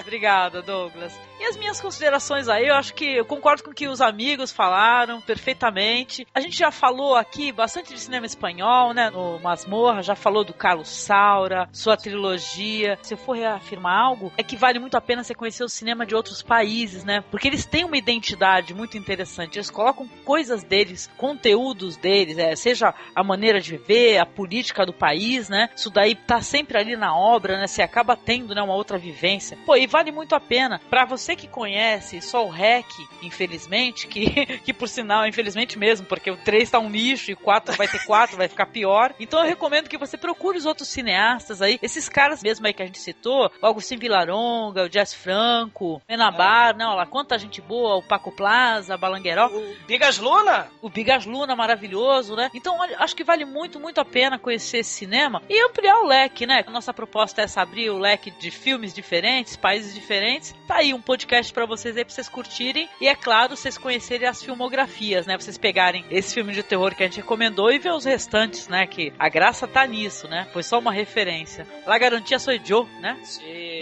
Ou não? Sim, com las tapas, las paellas e que mais que vier. Sim. Quero agradecer aqui ao Carlos, que eu tive o prazer, a felicidade de conhecer através do blog dele, né? Que é o Lário Cine. Poxa, Carlos, fala pro ouvinte aqui o que ele vai encontrar lá, qual é o endereço. O endereço é lariocine.blogspot.com, né? E é um site dedicado aos amantes, né, da sétima arte, sem gênero, sem nacionalidade, sem ano. Cinema, simplesmente cinema bom, cinema antigo, cinema de todos os gêneros, tem crítica, novidades, enfim, tem um pouco de tudo que é bom no cinema. Sim, é muito legal, viu? Vale muito a pena conhecer esses textos que o Carlos faz, né, Carlos? Esses textos sobre a breve história do terror espanhol, do terror japonês, né? É muito legal esse conteúdo, viu, que você coloca na internet. O pessoal buscar essas coisas, né, Carlos? Obrigado. Eu escrevi sobre espanhol, foi o primeiro que eu fiz, né? Eu tenho raízes espanholas, eu gosto muito da Espanha, da cultura espanhola, né? E eu também já fiz texto do terror, breve história do terror japonês, italiano. Tô pensando em fazer sobre cinema inglês aí, sobre que tem muita coisa boa de terror. Cinema francês também tem coisa interessante. Em breve eu vou produzir uns textos aí. Olha, legal, viu? A gente ajuda a divulgar, porque é sensacional, você tá de parabéns de coração, viu, querido? Obrigado, meu gente. E obrigada por participar, viu? Porque, olha, adicionou demais a tua presença aqui, viu, Carlos? Obrigadão mesmo. Eu que agradeço. Obrigado, Angélica. Opa. Agradecer também ao amigo Douglas, né? Que já é o segundo ano que tá conosco aqui, falando de cinema de terror, né? E tal, e dessa vez espanhol. Brigadíssima, Douglas. Fala aí dos teus projetos pessoais e junto com o Podtrash também, né? Ah, cara, assim, gravar no Cine Masmorra é sempre um prazer, cara. Adoro, cara, é muito bom. E me chame aí pro terror do Cazaquistão, pro terror da Polinésia Francesa, das Ilhas Sanduíche, que eu vou fazer, cara, porque é muito legal. Adoro gravar com vocês, é sempre um prazer, é sempre uma honra. E eu tô, além de estar aqui, né, no Cine Masmorra, né, sempre que posso, sempre que vocês me chamam, com muita honra. Obrigado. Eu aceito, com o maior prazer. Eu também tô lá no Podtrash, né, que é um podcast de filmes trash, mas que a gente tenta também falar um pouquinho, né, não só do filme trash, né, apesar da gente falar até de Woody, né, a gente fala também do Cronenberg, por exemplo, né, fala do Mário Bava e por aí vai, né, a gente fala um pouco de tudo, né. Maravilhoso, ó, enquanto a gente tá gravando aqui, o que tá no ar agora é o Trash Battle das criancinhas do mal, cara. Do mal! Isso é muito foda, gente. Cara, é muito legal, cara. Esses episódios de Dia das Crianças, do horror, né? Do Halloween, por que não? É sempre muito interessante gravar também, né? Sim. E o teu blog também, né? Que você escreve também, é muito legal. Fala dele pra gente, Douglas. Eu tenho o blog do Exumador, né? Que ele tá, infelizmente, porque por problemas de não saber mexer direito no Google Chrome, porque parece que eu tenho que mexer no Google Chrome, tem que instalar o Google Chrome. Aí ele tá um pouco parado, mas assim que eu aprender a mexer direito, ele volta a funcionar, mas ele tá um pouquinho parado, mas ele fala, né, um pouquinho sobre filmes, sobre coisas que eu vou descobrindo, sobre coisas que a gente... Porque eu acho que é isso que é bacana, né, a gente vai pesquisando, vai descobrindo e vai divulgando pro pessoal conhecer também, né, ou se não conhecer, a gente vai aprendendo coisa nova também, né, são filmes, coisas que eu vejo, que eu assisto, e tá lá, né, o objetivo é coletar. É uma troca muito boa, né, Douglas, né, isso daí. O ouvinte também vai lá e comenta, né, precisa conhecer, porque o Douglas, além de tudo, os textos são divertidíssimos, viu?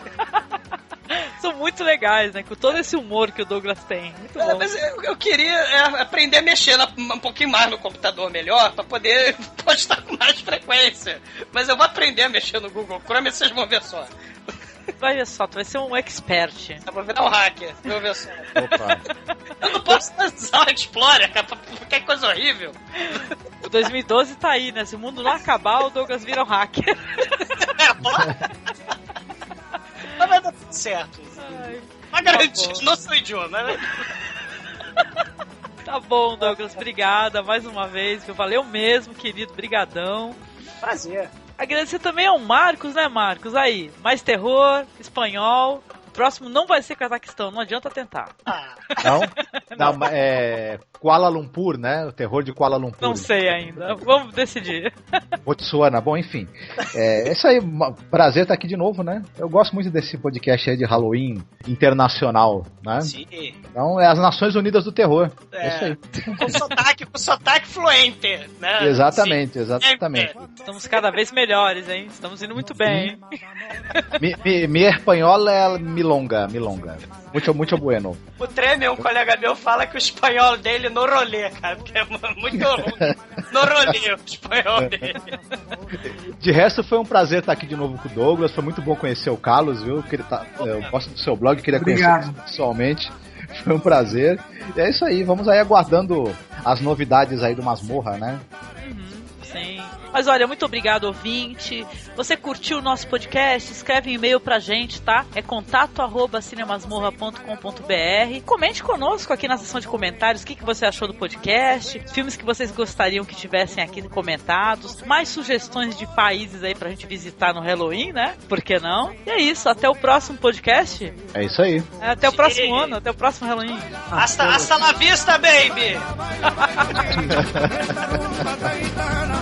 Yo siempre cantaré, pero no siempre cantaré, pero no siempre cantaré. Esta rumba taitana que yo siempre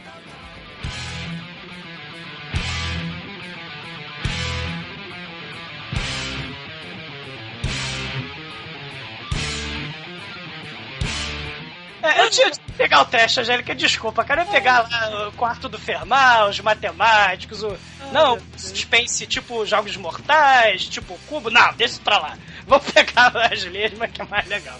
Ai, meu, eu tava passando mal aqui, dando risada, cara. Puta que pariu, gente. Pelo amor de Deus, muito bom, Douglas, parabéns. Tá se superando, meu Deus.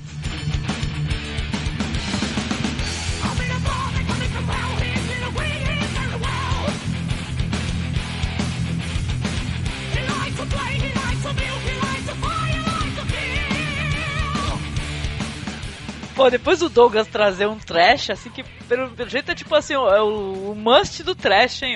É imperdível, cara. Prepare seu saco de sal, né? Pra salvar. Claro. Ninguém pensou nisso no filme, já tá até dando spoiler. Caraca, olha lá. Pô, tá vendo? Por que ninguém pensou no sal? Levar um caminhão de sal pra cidade do interior, né, cara? Ninguém pensou nisso. Vixe, caramba.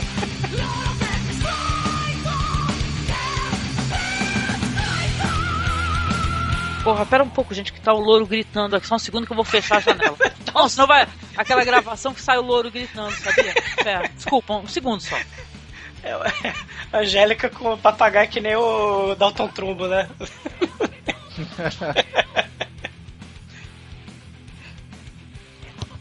Olha, eu tenho uma coisa a declarar, cara. O louro participa das gravações, né?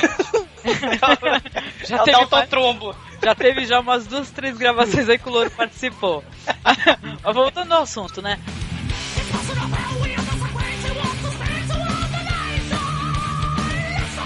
Um tanto pedregosos, espinhosos, né? Que é o pedregoso em espanhol. Eu não sei.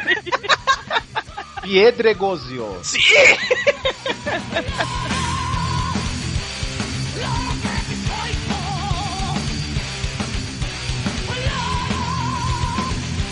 E você, querido Douglas? Desculpa, eu tava mutada. Papagaio sinistro. Foi mal.